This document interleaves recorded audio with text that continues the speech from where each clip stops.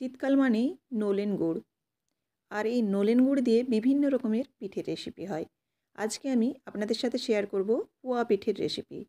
নমস্কার বন্ধুরা, mixed fusion সোমার পাকশালায় আপনাদের সবাইকে স্বাগত। পোয়া পিঠে, তেলের পিঠে, গুড় পিঠে বিভিন্ন এর নাম।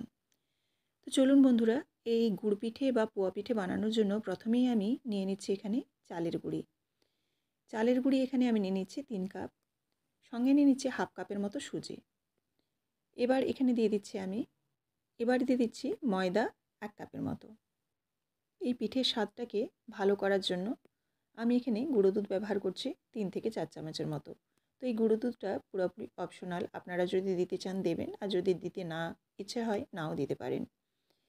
4 চামচের মতো এখানে গুঁড়ো দুধ ব্যবহার করছি। এবার দিয়ে দিচ্ছি এখানে খুব সামান্য লবণ। লবণের পরিমাণটা কিন্তু খুবই অল্প দেব। আর দিয়ে দিচ্ছি এখানে চিনি।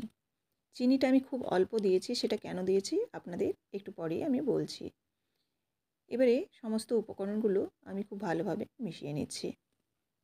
খুব ভালোভাবে মিশে গেলে এর মধ্যে আমি দিয়ে দেবো নলেন গুড়। যেহেতু বলেছি আমি আজকে নলেন গুড় দিয়ে এই পোয়া পিঠে হবে, তাই নলেন গুড় দিচ্ছি।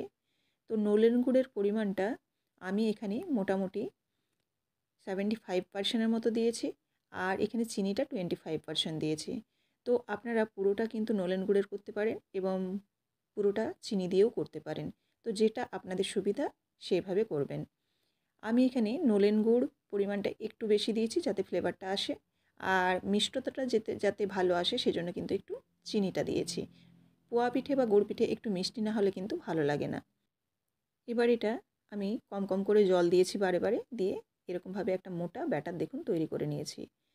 প্রথমে চামচ দিয়ে গুলছিলাম, কিন্তু চামচ দিয়ে গুললে প্রথম দিকে একটু দলা পাকিয়ে যায়, সেজন্য হাত দিয়ে প্রথমটা ব্যবহার করেছি। তারপর কিন্তু এরকম এবার ডাবু দিয়ে ভালোভাবে ফেটিয়ে নিতে হবে। যেহেতু সুজিটা আছে সেজন্য কিন্তু এই সুজিটাকে একটু ভিজতে দিতে হবে, সেজন্য আধা ঘন্টা আমি এইবারে ঢাকা দিয়ে রেখে দেব। কারণ সুজিটা ভিজে গেলে একটু বেশ ফেঁপে যাবে আর পিঠাটাও কিন্তু খুব নরম হবে। এবার আধা ঘন্টা ঢেকে দিচ্ছি। আধা ঘন্টা পর দেখুন খুলেছি, সুজিটা কিন্তু অনেকটাই ফুলে গেছে আর ব্যাটারটা আর একটু গাঢ় হয়েছে। আর এই ব্যাটারটা কিন্তু এরকমই একটু গাঢ় গাঢ় হবে, খুব একটা কিন্তু এই ব্যাটার পাতলা হয় না, তাহলে কিন্তু তেলে দেওয়ার পর চারদিকে ছিটিয়ে যাবে। এবার দেখুন তেল গরম করে নিয়েছি। এখানে আমি সানফ্লাওয়ার অয়েল ব্যবহার করেছি, আপনারা যে কোনো হোয়াইট অয়েল ব্যবহার করতে পারেন। তেলটা কিন্তু এখানে খুব ভালোভাবে গরম হতে হবে। তারপর ওই ডাবুটা দিয়ে এক ডাবু করে আমি এই তেলের মধ্যে ওই ব্যাটারটা দিয়ে দিলাম। এবার দেখুন এই পোয়া পিঠেগুলো কিন্তু ভীষণ ভালো ফুলে এবং প্রচণ্ড খেতে টেস্ট হয়। আর নলেন গুড়ের যেহেতু, সেজন্য কিন্তু এর মধ্যে আলাদা একটা ফ্লেভার থাকে। তো দেখুন কতটা সুন্দর হয়েছে, আর গুড় দেওয়ার জন্য কিন্তু এরকম কালারটা এসেছে। চিনি দিলে একটু সাদা সাদা হয়।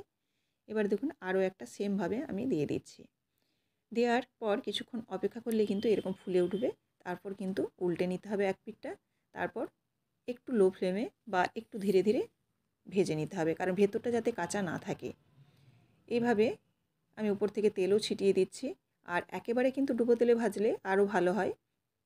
দেখুন একদম ফুটবলের মতো হয়ে যাচ্ছে। এবার আমি এটাকেও তুলে নিলাম। তো এইভাবে আমি প্রত্যেকটা পিঠেকেই রেডি করে নিয়েছি। তো দেখলেন কত সহজে এই পোয়া পিঠে তৈরি হয়ে যায়। পোয়া পিঠের রেসিপি আমি আগেও দিয়েছি, তবে খেজুর গুড় বা নলেন গুড়ের নয়। তো এই নলেন গুড় দিয়ে একবার হলেও আপনারা বানিয়ে দেখতে পারেন। যদি ভালো লেগে থাকে অবশ্যই লাইক, কমেন্ট এবং শেয়ার করবেন। আর এরকমই প্রত্যেকদিন নিত্য নতুন রেসিপি পাওয়ার জন্য অবশ্যই চ্যানেলটিকে সাবস্ক্রাইব করে বেল বাটনটি প্রেস করে দেবেন। বেল বাটন প্রেস করলে আমার রান্নার সমস্ত নোটিফিকেশন সবার আগে কিন্তু আপনাদের কাছে পৌঁছে যাবে। আর দেখুন কতটা সুন্দর হয়েছে। গুড়ের বলে একটু লাল ভাবটা বেশি থাকে, চিনি হলে একটু সাদাটে ভাব আসে। তো এরকমভাবে আপনারা শীত থাকতে থাকতে এরকম পোয়া পিঠে বা তেলের পিঠে আপনারা বানিয়ে নিতে পারেন, বা গুড় পিঠেও বলতে পারেন। তো আবারও আপনাদের সাথে কাল দেখা হচ্ছে নতুন কোনো রেসিপির সাথে। সবাই ভালো থাকবেন, ধন্যবাদ।